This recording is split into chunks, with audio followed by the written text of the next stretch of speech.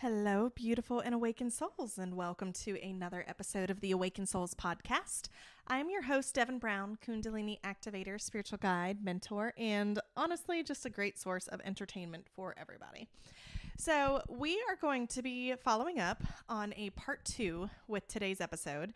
And last week's episode, we were talking about how to embrace your divine feminine and how to come into being a divine feminine. This week, we're actually going to be focusing on the divine masculine and how to come into place with the divine masculine. So let's go ahead and give a little synopsis first. For those of you who are new here, there is divine feminine and divine masculine energies in every single one of us.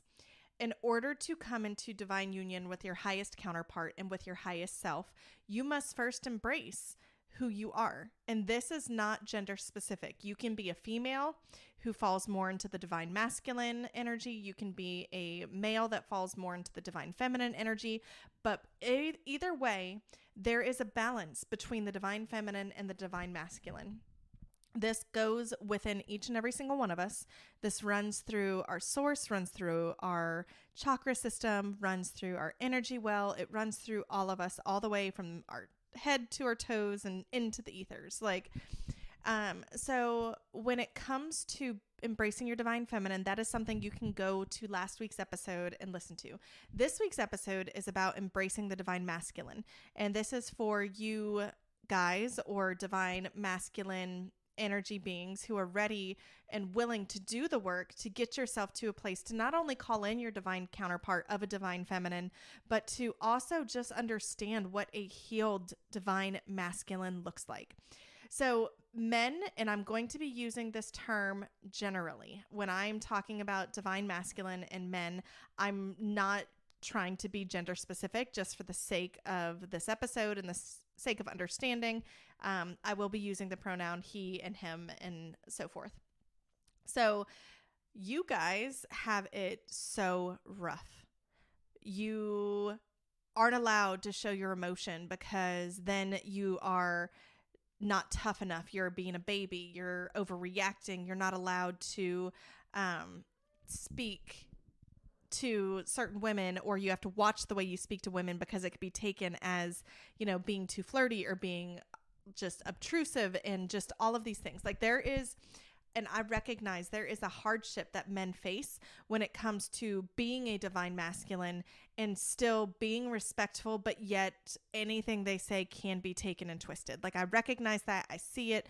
Now, unfortunately, that is because there are a lot of men and women, both, who have toxic traits. There's toxic masculinity, there's toxic femininity as well. So when it comes to men embracing their divine selves and stepping into their divine self, how do you become your divine masculine? How do you step into that? Well, it's very similar on the lines of doing the same work as the divine feminine. You need to sit with yourself and understand, what are your conditioned patterns? Where is it that you are not being true to who you truly are?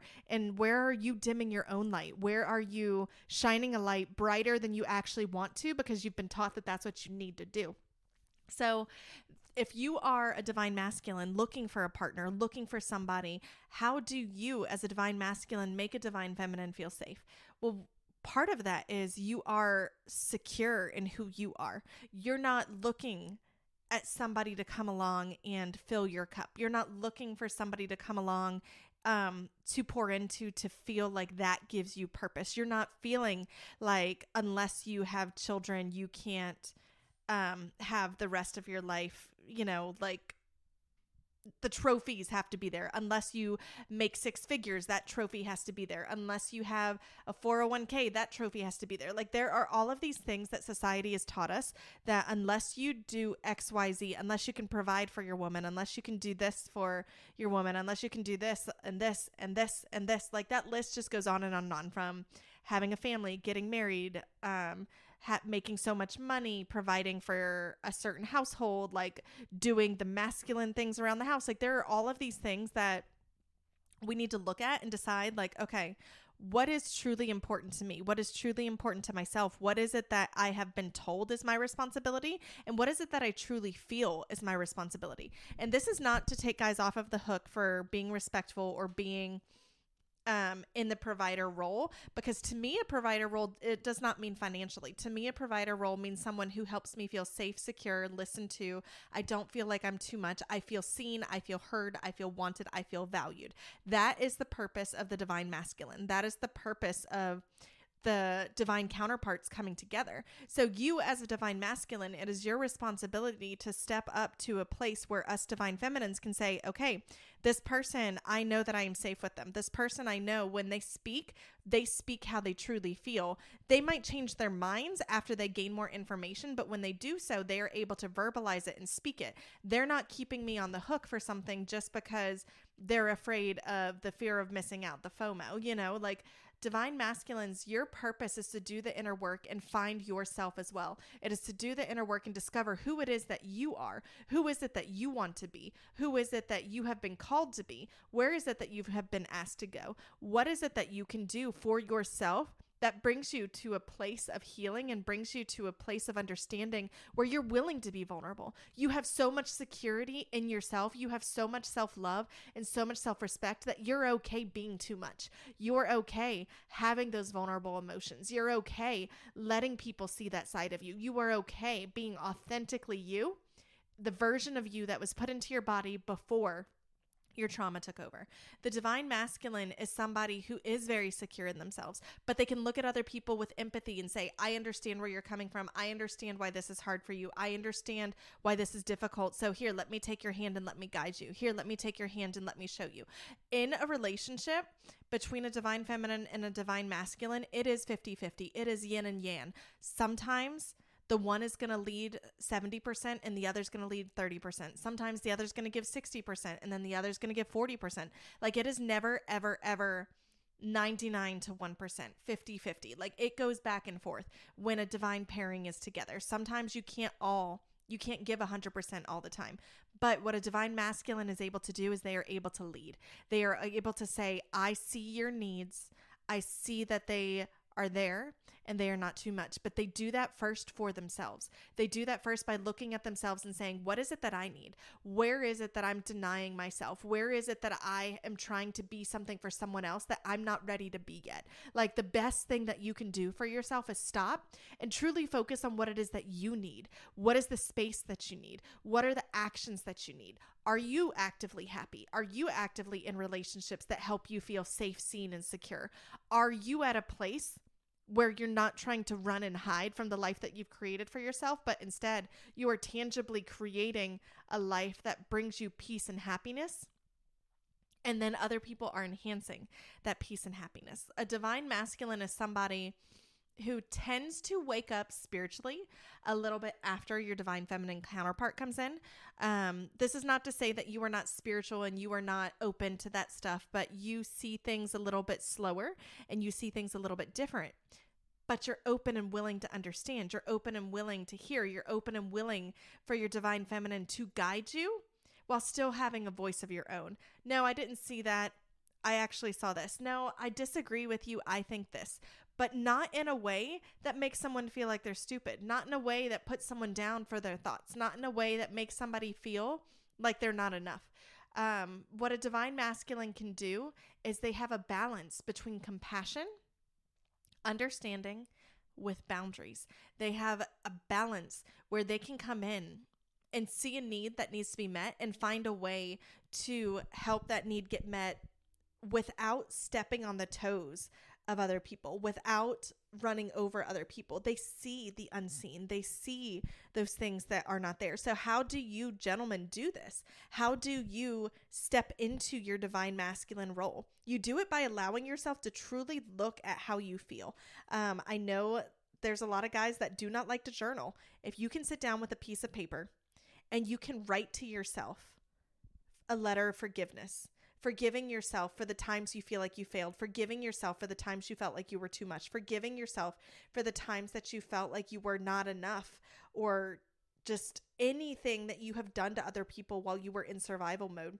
Write a letter to yourself and then burn it and release it, and release those intentions out into the source again, and release those things and allow yourself space to come back to who you truly are. And then sit with yourself and allow yourself to actually treat your body the way that it was meant to be treated. There's a lot of women that do this too, so I'm not bashing on the men, but a lot of the times, like, we get distracted by the adrenaline focus. Like, maybe it's alcohol, maybe it's sports, maybe it's this, maybe it's that, maybe it's hobbies, maybe it's all this stuff. And while those are great, they're also temporary releases. You need to start to develop habits such as movement and exercise and eating well and mindfulness, meditation, things that are going to feed your soul and not just stroke your ego. They're things that are going to feed your soul and help you understand that life is more than what is here on this 3D purpose. Life is more than what is here in this 3D realm. This doesn't mean you have to be astral projecting with your spouse or significant other on the couch, which I do that with my partner. It's amazing. But it does mean that you are willing to see things from a different light. You are willing to see things and understand things that you maybe didn't think was possible before. And when it comes to truly sitting back and allowing the right partner to come in, what's happening now, and I've seen it over and over again, there's a lot of karmic relationships that ended. There's a lot of people that got out of karmic circles, and they are now looking for a true divine counterpart, a true partner that is going to help complement them in their spiritual gifts, complement them in where they're meant to be, complement them in who they are, but they don't know how to do that. And part of it is simply by pouring as much love and attention into yourself as you would want to receive from a divine counterpart. And then when that divine counterpart comes in, or somebody comes in that you feel like you are interested in, get away from the small talk. Get away from like the 3D elements that are here. Now, while those things are important, what's more important is how does the person make you feel when you are with them? Do you feel seen? Do you feel heard? Do you feel understood? Are you willing to open yourself up in a way that allows you to feel seen, heard, or understood? If the answer is no to that, you need to dig in deeper and figure out why. Why are you unwilling to be seen? Why are you scared to be seen? Why is it that you don't trust yourself or your partner enough to step into a place of vulnerability? And I have to say, for myself, there is nothing sexier than a man who is willing to be emotionally vulnerable. And I know a lot of healed women, this is how we feel, because the macho, like, just shows us it's not macho, it's arrogance. It's not macho, it's unhealed. It's not macho, it's trauma that you're holding on to. It's circular resonance that's going to come back eventually into this relationship. Like, for us, somebody who is willing to be open and be vulnerable in a real way, that is consistently showing up for themselves, consistently setting boundaries even with us. Like, one of the things I love, my divine counterpart will tell me, I think I really need tonight by myself. I think I'm going to just go home after work and be alone. And I do the same exact thing to him. Like, I am able to set those boundaries for myself just as he is able to set those boundaries for himself. Like, we do that for each other. And that is where a divine partnership comes from. And for a divine masculine, this is not to say I don't feel safe being close. I feel like I need to keep this person at arm's distance. That is called avoidance. That is not called boundaries. Like, what you need to do if you are feeling like you have trouble being intimate, if you have trouble getting close to someone, is you need to sit and do the inner work on why you are so afraid to get close to someone. Why are you so afraid to allow yourself to be seen and allow yourself to be heard? And then do the work that is required. And a lot of times this takes work from a therapist. Do the work that is required to get yourself to a place where you can begin to trust again, to get yourself to a place where you don't feel like you need to run, get yourself to a place where you feel like you can bring joy and steadiness into every day. A big part too is to begin to silence the outside noise, silence social media, silence like those people who are telling you how you have to live, silence the people who tell you what a masculine man is supposed to look like. All of you are different. Every single one of you are different. It's a matter of being a safe, secure, loving, and trustworthy person. Do you look at yourself in the mirror and can you truly say that I know that I'm trustworthy? If not, what steps can you take to become someone who is trustworthy? Can you look at yourself in the mirror and say, like, I know that I am okay. I know that I will be okay tomorrow being alone. I know that the decisions that I make are in alignment with who I want to be and where I want to go. And ladies, if you are looking for a counterpart, if you are on your healing journey and you are looking for someone, it is very easy to get sucked into trauma bonds. It is very easy to get stuck into the chasing game. It is very easy to get stuck into societal expectations of what a relationship needs to look like. One of the best things you can do for yourself is allow your partner to come to you and be willing to listen when they're willing to be vulnerable, and their vulnerability is going to look different than yours. And guys, this is not to say unless I'm crying and sharing my entire heart, it's not considered vulnerable. That's not it at all. Like, vulnerability is honesty. Vulnerability is being willing to admit that you're scared or you're uncomfortable or something is overwhelming for you, and then taking the steps that you need for yourself or with your partner in order to get yourself to a place where it doesn't feel overwhelming and it doesn't feel uncomfortable. So for you divine masculines, what you need to do is you really need to go back into that inner child who was there. Did you feel seen? Did you feel loved? Did you feel secure as a child? Did you feel like you were safe to express yourself? Did you feel like you were able to just be you? Or did you have to go and pretend to be someone else? Were you able to just sit there and live and laugh and love as a kid? Or were you told to be quiet? Were you told to man up? Were you told to stop being a baby? Were you told, gentlemen always do this for a woman? Like, which sometimes, gotta say, chivalry has died a little bit. I'm not talking about chivalrous acts like such as opening the car door or anything like that. What I'm referring to is the idea that you have to act like you don't care. That is the opposite of divine masculinity. That is the opposite of where we're supposed to be and what we're supposed to do. And like I said, this is a 2-part episode. So part 1 goes into the divine feminine. This is part 2 going into the divine masculine.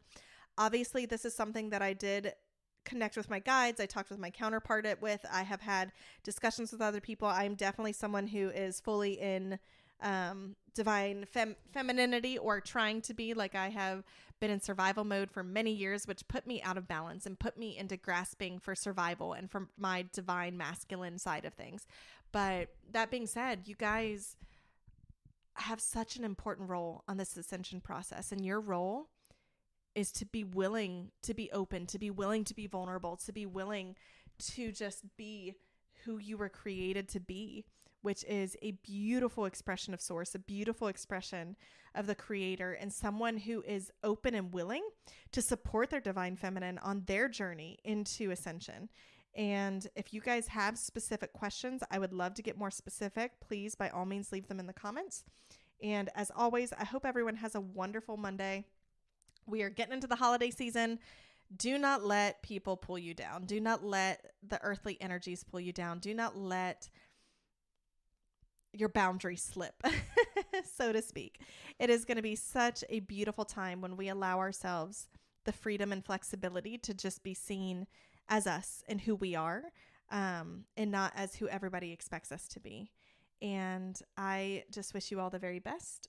Next week, we will be talking. I know I have several people that listen from out of the country. We have our American Thanksgiving holiday coming up this week.